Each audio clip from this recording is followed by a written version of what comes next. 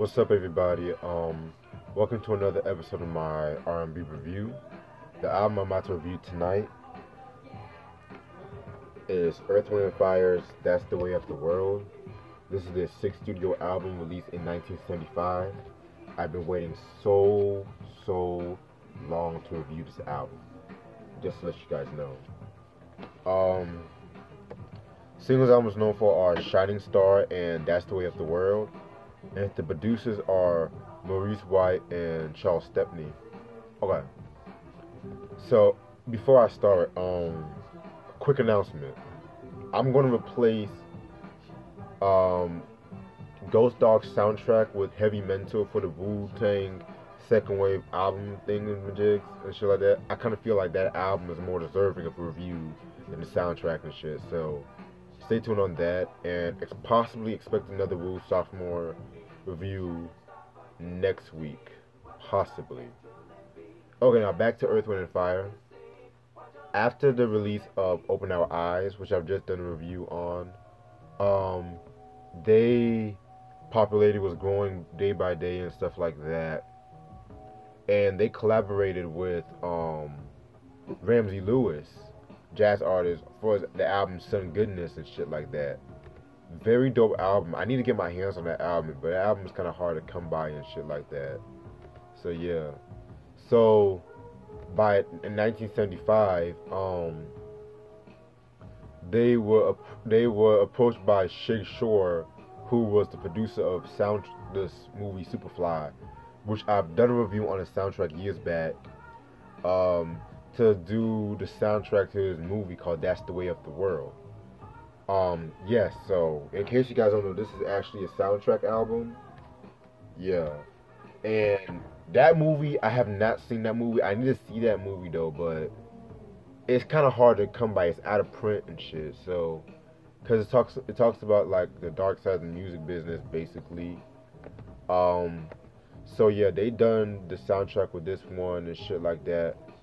And basically, as with many blaxploitation movies that had like huge soundtracks, the movie kind of flopped a little bit, but the soundtrack was very successful.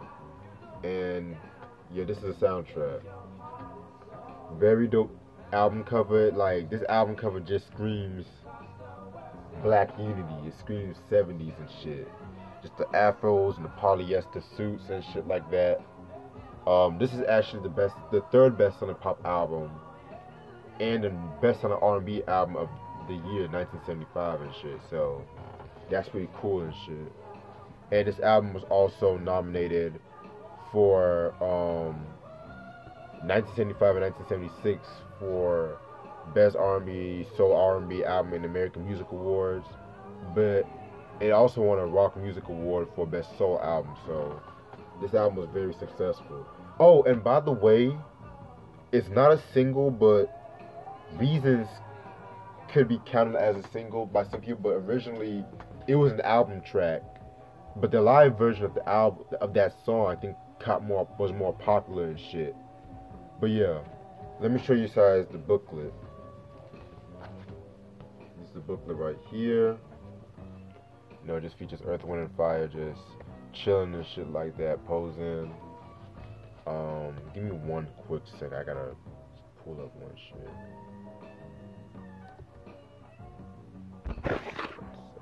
Okay, sorry about that. Had an email. But yeah. Also, what I love about albums, they have my favorite shit, the lyrics and shit right here. Then got number, I think like a number 21. I'm not too sure what that is. But yeah. Alright, as for the personnel, let me double check if there's like any changes, by the way, or any new people. Cause like you guys should know, Maurice White, Verdine White, and Philip Bailey are the original members. Let me see, personnel changes. I think personnel is pretty much the same. Like, you have Fed White, Maurice White, Ralph Johnson, Andrew P. Woolfolk, Al McKay, Johnny Graham, Larry Dunn, Ernie White. Yeah, it's pretty much the same and shit. So, all right. 8 songs. You guys should know what I'm about to do and shit. Alright, track number 1, Shining Star. Very dope song. I love that song. It has like a very feel good message to it. Has like that funky sound and shit. And basically with that fucking song, basically you can really hear the progression and the consistentness in their sound and shit. Like they were polishing the sound a bit more for the mainstream and shit, but it's still Earth, Wind and Fire basically. So very very dope song.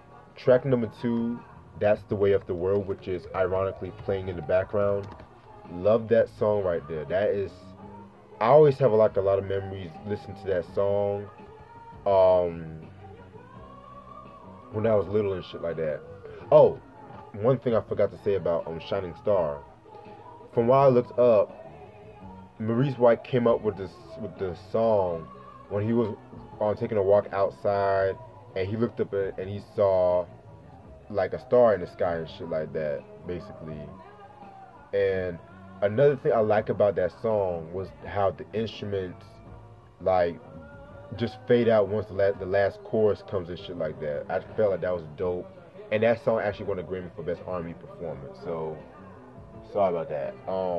Track number 2, That's the Way of the World. Like that's a very cool song, very bittersweet song in its own way. Like it's just basically saying, you know, like you might like it might suck now, but that's the way of the world. You just gotta keep on moving and shit. Like very dope message behind that.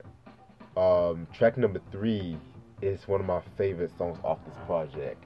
Happy Feeling. Like this is a song where everything just comes together in its own unique way. Like Philip Bailey's falsetto just always brings a good mood and shit like that. Definitely the bass by Vernon White. I love the bass. The congas, Philip Bailey plays the congas, and how the horn sneaks up on you and shit like that. Very dope song. That song, I'm surprised that that's not a way more popular song than it is. I mean, it is what it is. Track number 4, All for Love. That is all about love, excuse me. That is the longest song on the album and my favorite song as well. Maurice White did his thing with that song and shit like that. It is basically what I got from that song is a man letting his girl know the things he does is just all for love, basically. Like, all in the amount of love. That's basically what I got from that song. Very dope song. I love that song. I love the second half when he basically just speaks to you and shit like that. Like, Maurice White was a fucking genius, man. Like, rest in peace to Maurice White, man. Damn.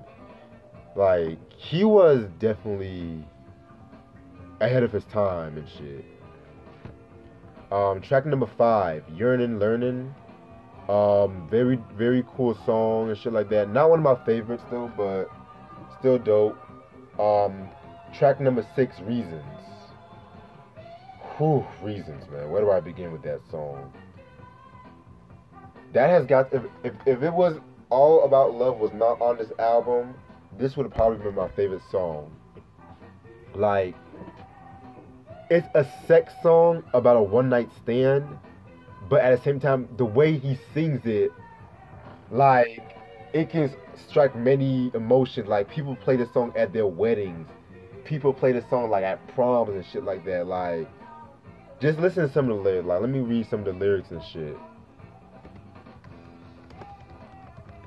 Like, this whole album, like, it's just a feel-good album. I love this album. So basically, now I'm craving your body. Is this real? Temperatures rising. I don't want to feel. I'm in the wrong place to be real. Like, and then other lyrics like, and longing to love you for one night. Please let me love you with all of my might, baby. Ooh, baby. Like, it might sound like a sweet song, but at the same time, like listen, like the lyrics, man, like, and that's one of the things I love about songs from back in the day. Songs back in the day, they don't have to be too vulgar or too sexual to talk about sex. It is such a mystery and shit like that. And sometimes they might not be talking about sex. Sometimes they might use something as a metaphor, basically, and shit. Like, but I'm getting way off topic. Let me finish this because I don't have that much time. Track number 7, Africano, excuse me. That's a very cool song, like a very kalimba-driven song right there. And track number 8, See the Light.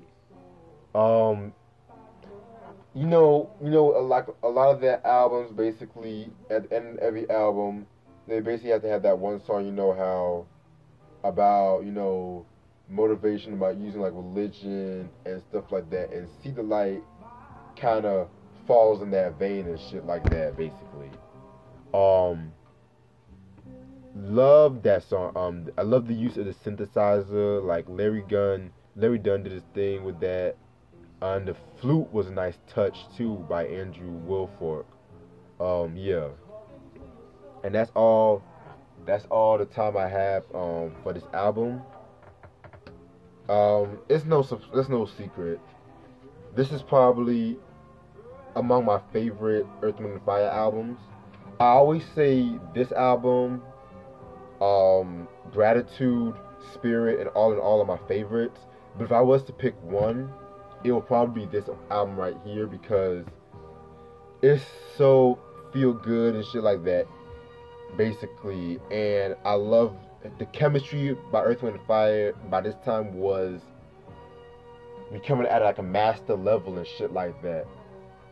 And they were really experimenting with their sound and shit like that. Very dope album. And me personally, I feel like, let me think. I feel like this is probably this album and another future album is Philip Bailey's single best album with Earth, Wind and Fire too, because his vocals were really on point with this album and shit. And yeah, very dope album. Love this album. And this is actually probably the final original work Charles Stepney did. I'm not gonna count the Gratitude because Gratitude was mostly like it was majority a live album, but it had a few solo cuts, studio cuts and shit. But I'm not gonna count that. I'm gonna save most of my discussion on that by the time the Spirit album comes. So, and by the way, this album has been re-released in 1999 and shit like that and shit. And I think this is actually this is not the most successful album.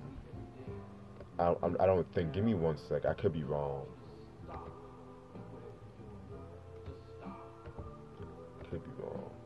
And that's All About Love playing in the background right now.